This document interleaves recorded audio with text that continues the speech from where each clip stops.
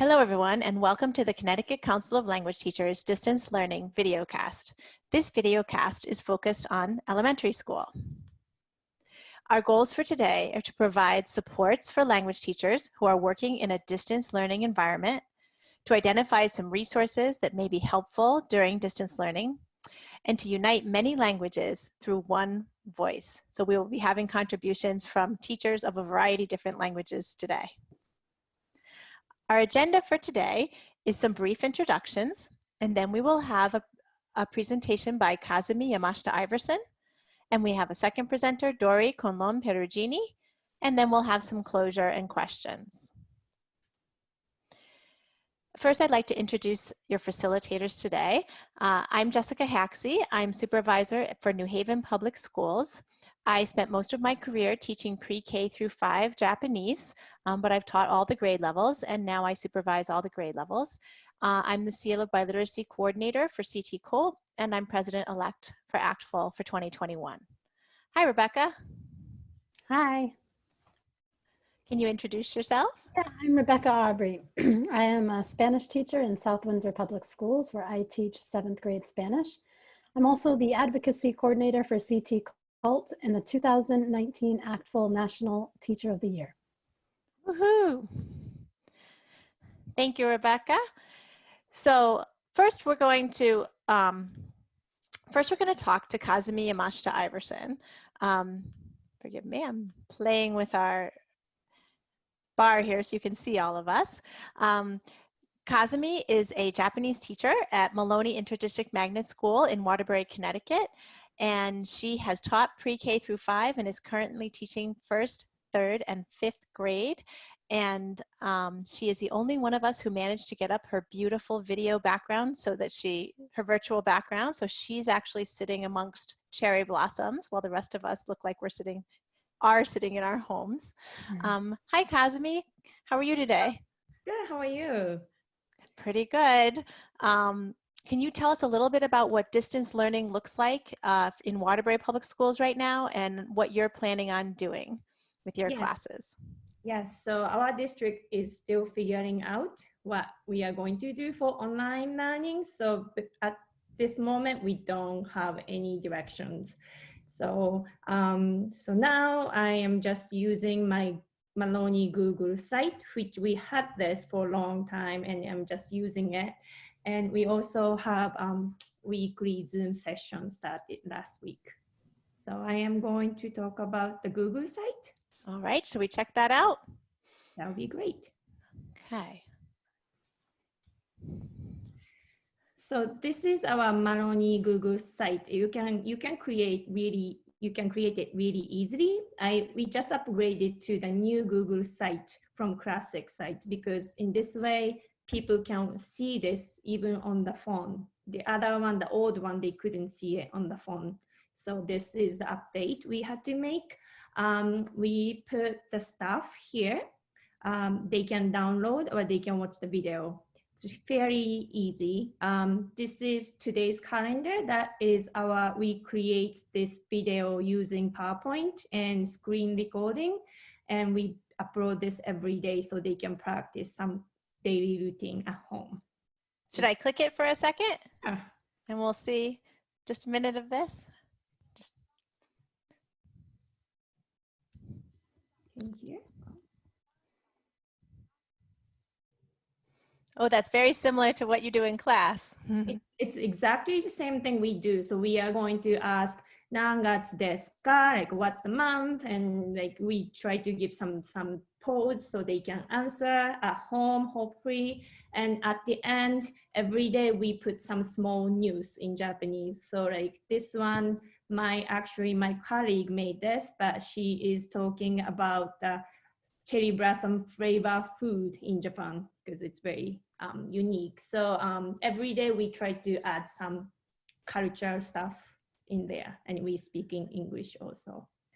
And if you can go to grade, we also put some Japanese exercise video so they can do some exercise. That's the Japanese people, all Japanese people knows. And this is the wash hand dance by UNICEF. So we want everybody to wash the hand and those things. If you can go to the third grade. Down the left here, right? You can. Okay. And we put the weekly activities. We just started this week, so I hope this works, but we are not sure yet.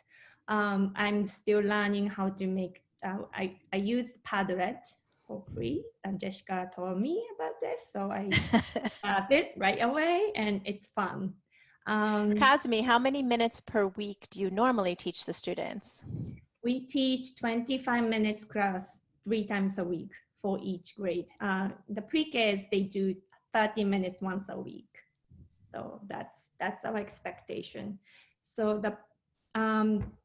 there is also these videos, the Mochitsuki on the green screen. That is we made this video using PowerPoint, and we use the PowerPoint slide recording and save it as movie and upload it to the YouTube.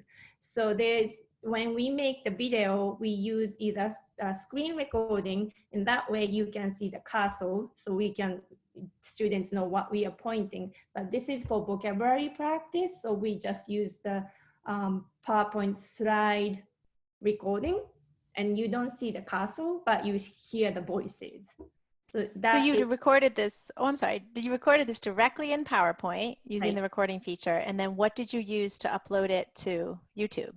So I export to the MP4, and so that becomes the video, and then I just upload that MP4 video to the YouTube. We have a Maroni Japanese YouTube channel, and that's where we put everything, every video we create there. So we can just reuse it every year if we need to. And then look at this. This is the hiragana, because we just started the Japanese writing before the school closure. So I put all the targeted hiragana characters there. This is they can download if they have printer, and they can work. It's a worksheet for the writing challenges, writing practices. These are, the bottom one is the video from the previous unit, and then I just kept it there so they can still listen to those. The Padlet that's the Padlet. So I made the weekly activities. I decided to have 5 activities they can do for a week. And then I categorize for the vocabulary practice, listening practice, speaking practice, and the writing, hiragana practice, and fun activities. So they can do one for each categories.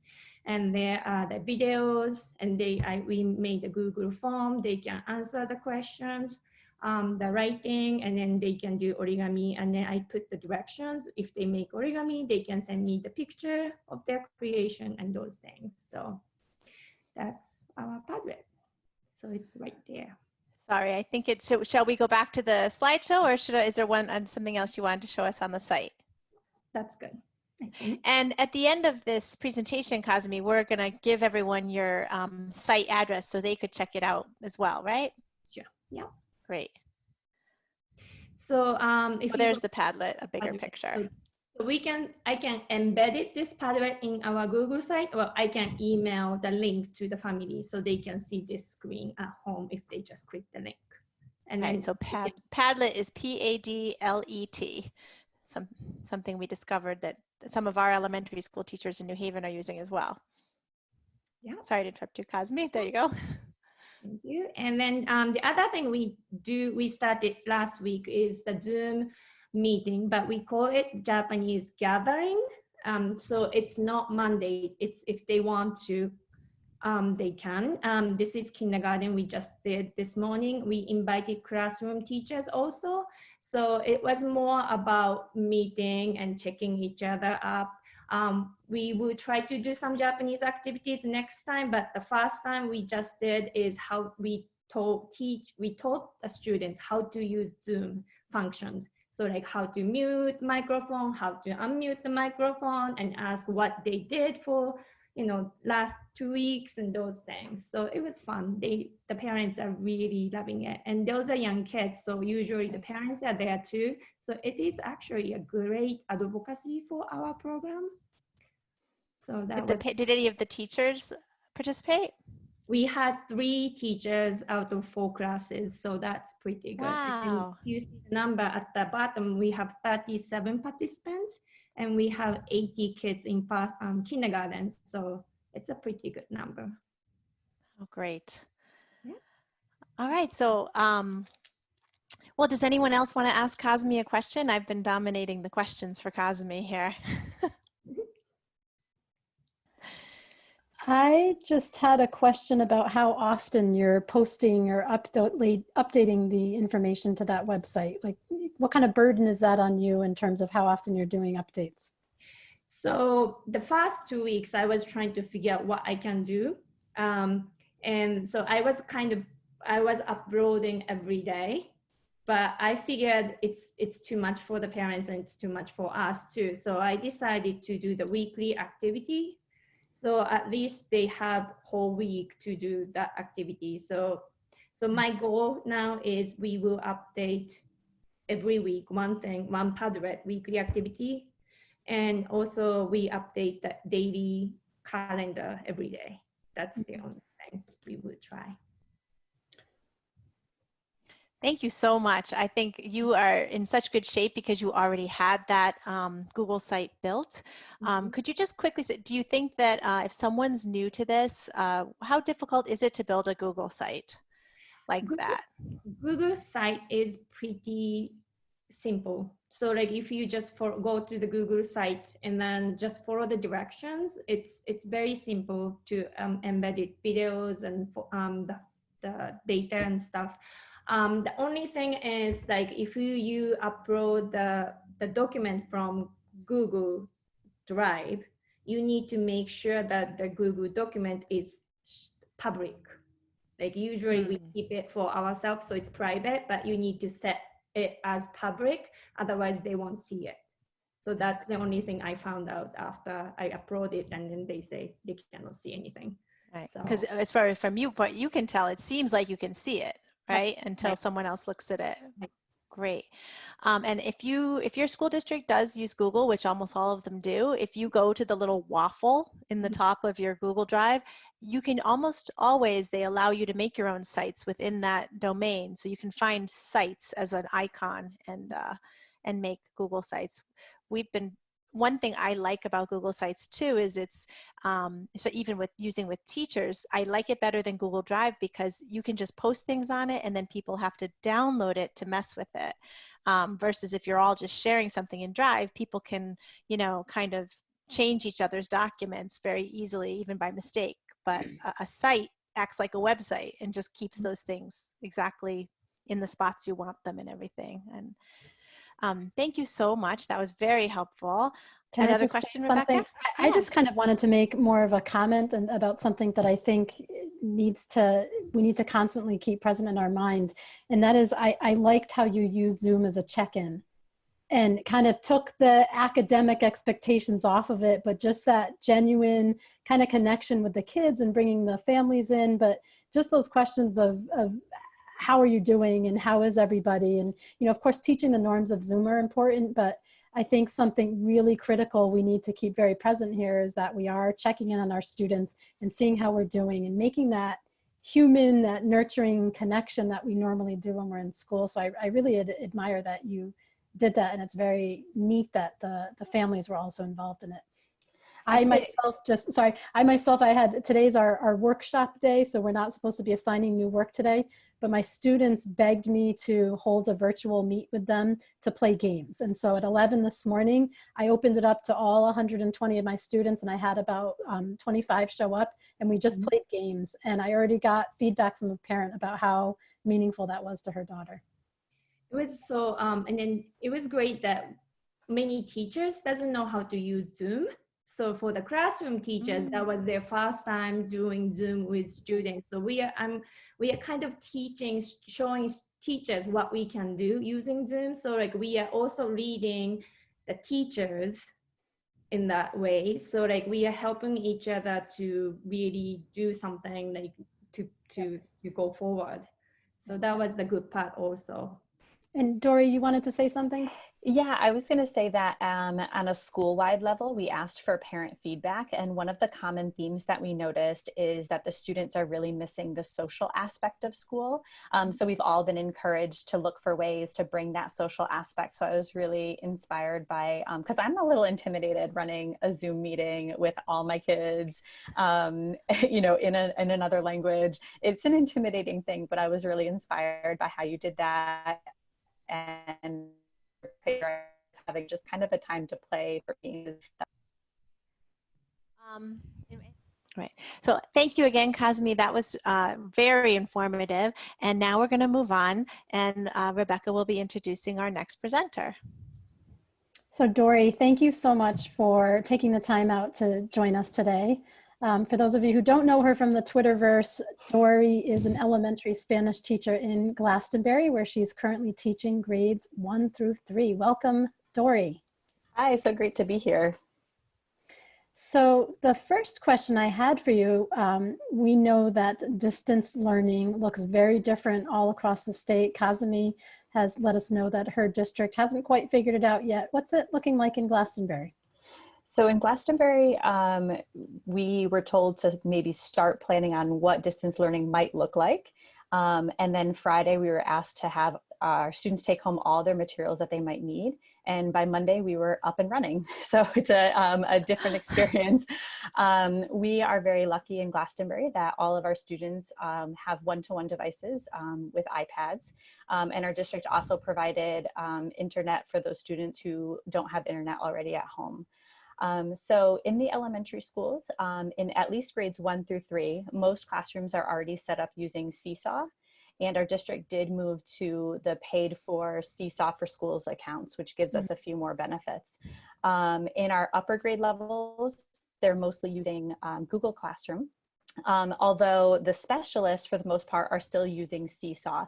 And I think for Spanish class, I do prefer Seesaw because the interface is so easy that I don't have to spend a lot of time teaching them new technology skills. It's very intuitive. There's just, you know, super big buttons they can click, and it makes it really easy for my students to use. Mm-hmm. The expectation is that all of our learning is completely asynchronous, so our students don't have to log in at a specific time. We can hold optional meetings for our students, like get-togethers and things like that. But for the required work, it's, you know, do it whenever you can. And for Spanish, what we decided that would work for us, prior to e-learning, our classes met in grade 1 twice a week for 25 minutes. And in grade 2, it's 3 times a week for 25 minutes. But what we decided is that we would post all of the lessons by Monday. And so in grade 2, we post 2 lessons by Monday, and in grade 3, or grades 2 through 5, it's 3 lessons per week. So we post them all by Monday, and the students can complete them anytime in the week before Friday. So that's kind of the district expectation. And I will say too, one thing that I love about my district is we're very collaborative. So as Spanish teachers, we're all kind of working together to share, like, this is what I did in 2nd grade and this is what I did in 5th grade. So we have those lesson plans that we can share. You're not required to use them, but it's really, really helpful. Mm-hmm. All right, thank you. Jess, would you like to go to the next slide? Yeah, and you know, I'm excited to see that you brought this in here, because one of the concerns that I always have is about equity. So can you tell us a little bit about what that looks like in Glastonbury? Yeah, sure. So as I mentioned, we are very fortunate that our district is able to provide one-on-one tech with our students. And this was prior to e-learning. So our students are pretty familiar with the technology we use, and we use it in the classroom quite a bit. And as I also mentioned, they were able to provide the Wi-Fi. So I do think, I know a lot of times when people talk about moving to e-learning, there's this big question about equitable tech. And I think in our district, we've done a really good job making sure that it truly is equitable. But one of the concerns that I always have is this kind of equitable help and support. Yeah. So, you know, I can assign my students all the work in the world. We know in the reality, we have some students whose parents are sitting right next to them, coaching them and helping them. And we have other students who have to kind of figure it out on their own and listen to things on their own. So one thing that I've been doing to try to make sure my lessons are a little bit more equitable is when I'm planning my lesson, I try to think of my student who tends to struggle the most and design a lesson for that student. Because if I'm only designing lessons for the middle or for the high students, you know, I'm really leaving out a large population of students. So I try to think of what those students are able to do completely on their own, and plan for those students instead. I don't know if it solves all the equity issues, but I think maybe it's at least a step in the right direction. That's wonderful. Let's go on to the next question, Jess. So, you know, you've kind of painted a general picture of what you're doing. I was wondering if you might be able to describe to us a specific assignment, and we know you're already fully embedded in it, so something that you've already done in your classroom with your students, I guess in your virtual classroom is what I meant. Yeah, sure. So the first couple of weeks we were doing more review and reinforcement. So I brought in an example that is on the next slide of a first grade classroom where the students were counted to 20. I don't know if the video is going to load here, but this is something posted on Seesaw. Of how I wanted my students to count to 20 in Spanish. And I know you can probably see here on the frozen shot, and I can share this video with anybody who wants after, but I do have a 5-year-old son at home. So when I do these kind of videos, I like to include him as my student because I feel like it's so awkward just like talking to myself or talking to a screen. So I'm so lucky to have my son Silas, who's sometimes willing to help me out make the videos. So in this case, I was pushing him on the swing and we counted to 20. In another one, he rode the bike around the house and we counted to 20 for each lap. So we did this. I encouraged my students to count along with us. And then I encouraged them to send me a video of them counting to 20 in really any way they wanted. So some counted their favorite dolls or counted Legos. And this, as you can see, this is like basic. My students probably could count to 20 in like October. But I wanted to start off with something, an activity that would really set them up for success, that nobody would struggle with, and that they would say like, okay, I can do this. Shall I try clicking play, Dory? Sure, if you want. Oops. It works. No, I don't know if it's gonna, I don't think it's gonna load for us. That's okay. We, you know, I can send out the video if you want to send a link to everybody. Oh, maybe, we'll see. Possibly. So you can see there, my son and I chatting. I think I'm wearing the same shirt. I promise I cleaned it. But he does enjoy kind of being in the videos with us too. That's great. And what did you use to make it, Dory? So I used Adobe Spark, which is a pretty easy video editing tool. It just makes it super fast, and you can use it on your iPad. I really love how you're bringing your own real world into it and encouraging them to connect to their real world as opposed to something that's out there. And I know a lot of teachers feel differently about bringing your personal life into it, but I really like that, helping kids develop that kind of personal connection to you and then also feel more willing to share their personal world with them. Did you have another example, or are we ready for our next? So our next one is actually an example of how I'm introducing some new learning. So this is also in first grade. So in first grade in this one, my students had kind of, so this isn't really new learning because they've heard the words me gusta, no me gusta. So I like it and I don't like it, but we're moving on to a unit on more expressing preferences. So this is kind of the Seesaw interface if you're not familiar with it. One thing I like about it is at the very bottom, you can see where it says play instructions. So I actually record myself, you don't have to click it, but I record myself reading the directions because my first graders cannot read all of this on their own. So as you can see here, the first thing they have to do, and again, you don't have to open the video, but in the upper left-hand corner here, you see this link with the girl making the face like, and it brings them to a YouTube video where it's a cute song that asks like, do you like ice cream? Yes, I like ice cream. Do you like broccoli? Yes, I like broccoli. Do you like broccoli ice cream? And they're like, oh, gross. So the feedback I've already gotten from the parents is that the kids all like loved this video. And there's like 3 different versions of this video too. So each lesson starts with a different version of this. So Dory, is that the video on, sorry to interrupt, but is that the video on the next page? The slide? It might be, yeah. Okay, this one. Yeah, okay. So again, I don't know if it'll play here.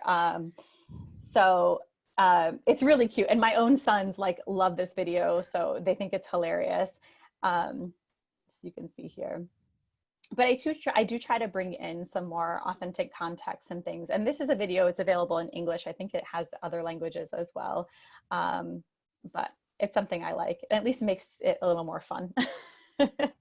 Yeah, it's certainly a very, very catchy song. I've played it even for my seventh graders, and you know, it's a little too young for them, but they love it. Like it's just dorky enough, I guess, for them. They really do like watching it. Yeah, and that part was like waka. They love that part.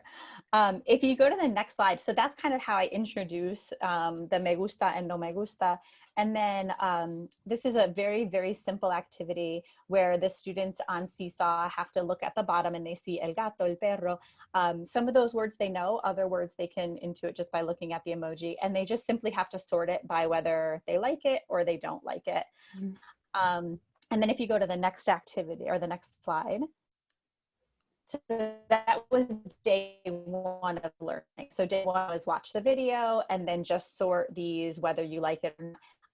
And then the next one, they watched another version of that similar video. And then instead of just sorting, they actually have to read a bit longer. So wait, if you go back to that slide again, I think it advanced one. That's okay. So you can see at the top, te gusta la manzana verde. And now they have to actually read the sentences, no me gusta, si me gusta, and they have to circle their answer. And there's like 5 or 6 different slides where they have to do that. And each time I kind of switch where those answers are, like sometimes me gusta's on the top, sometimes no me gusta's on the top. So they actually have to do a little bit of reading to make sure that they know what those words are. Thank you. How about our next question? I know in somewhere here, one of the questions I had was about, so I see you have some more examples here. Did you want me to go through? Sure, if you'd like, or we can move on to the next question. This is actually pretty brief. I did want to include this because for me, it's really important to not only provide feedback, but to get feedback from my students. So at the end of this week, my students have a very, very simple kind of like check-in. How do you feel about it? So you see, how do you feel about our Spanish activities from like muy bien all the way to muy mal? On the next slide, it asks about the amount of work. So if you go to the next slide, you'll see it says, how do you feel about the amount of work in Spanish? So it's like way too much or way too little. And then the next slide is asking, how do you feel about the difficulty of the Spanish work? Way too hard, and then all the way to way too easy. And some students have already started giving me feedback, and I'm hoping that they're gonna say either just right or even erring on the side of too easy. I'm like, at this point, okay if the work feels too easy for them. Dory, can I ask a question? Also, all of these slides here, are these slides you made, or are they something you made in Seesaw? Does Seesaw have that sort of polling? So they are, I made them through Seesaw, but Seesaw doesn't have polling. It just has the ability to kind of like insert pictures, and then the students can like draw on it, or, and actually I didn't put it in here, but there's a last slide that simply says like, tell Profe anything you want to tell, you know, so they could like, some of them are just like telling me a story, like telling me that like they saw a bird out their window, you know, it's nice. First grade. So you get a mix of stories. How fun. Yeah. I love doing these check-ins. I've been doing something very similar with my students, either through Google Classroom or through Pear Decks. And I really like that you're asking them that question, is this too hard or easy? Because I feel that as we're sort of still learning about this distance learning process, that kind of information, not only is it helping us to connect with them, but it's really helping us gauge the assignments that we're doing and how we should do them moving forward. I had another question for you too that was about, you know, I loved how at the beginning you talked about how you like to think about that student who's going to struggle and design an activity for him or her. And I can't tell you deeply how much I appreciate that, I see myself as an advocate with students with diverse abilities. And I really appreciate that you're entering into thinking that way. At the same time, I was wondering what kind of tools or opportunities you might offer for students at the other end of the spectrum for whom it is too easy. Like, do you ever put out, you know, if you want to do a little bit more, you can try this kind of activities? Yeah, so as I mentioned, I'm just starting to get a little bit of that feedback. And there are a few students who have circled. Most of them have said just right, or, you know, a few have said a little bit too easy, but a few are circling like way too easy. And a few are saying like, you know, it's too little amount of work. So I am going to send out, you can through Seesaw post announcements to the parents as well. So I'm going to send the parents just some, hey, if this is something that is, you know, if your students want additional work, and I know some parents are saying like, okay, I need to keep my kids occupied for a little bit longer. I am going to try to send out some different resources. One of the apps that I love too is the app Epic. I don't know if people have that app or they're familiar with it. But Epic has books, I know, in Spanish and I believe Chinese as well, maybe French. But it's children's book. It's a free app up until like 3 o'clock in the evening. And the great thing about it is the children's books, it's like a picture book. So they actually like flip the page. And a lot of the options are read to me options. So there's somebody actually reading the words to the students. And some of them are simple, like first grade books on like, let's look around my community and find what colors I see.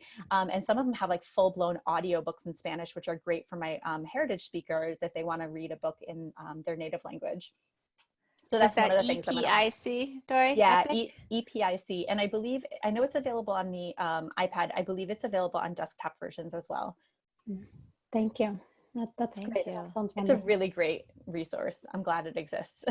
All right, well, I think we've come to the end of our time together. I think one of the things that all of us have seen in the last few weeks is that everybody's different, right? We have teachers at all different levels of technology use and technology experience, and so all of us are having to learn new things and juggle new things, and we have students at all different levels of technology access, and parents with different levels of technology access and experience, and so it's like a different world of differentiation, really, beyond just all the other differentiation that I know all of you are, and all of us are constantly thinking about. So I know I'm sure CT COLT will continue to try to provide resources like the one today, like our video cast here, and we're just getting started. Well, we want to thank our wonderful presenters today, Kazumi Yamashita Iverson, and here is her email, and I'm sure she'd be very happy to receive an email and answer your questions. And here is her Google site that she showed to you. And if you want to just take a pause on the recording and write that down or screenshot it. And we also want to thank Dory. Here's her email here in Glastonbury. It was just such a treat to be on with both of you and with the lovely Rebecca Aubrey as always. And keep in mind that you can continue to go to ctcolt.org, and along the bar on the top of the screen, you'll see resources. And if you drop down resources, you'll see a distance learning page that we will maintain and continue to update with the most recent links. And so finally, just thank you to all of you. We're thinking of you, and virtual hugs to everybody, and many languages, one voice. This has been Connecticut Council of Language Teachers Distance Learning Resources webinar. Thank you. Thank you, everyone. Bye, everyone. Bye.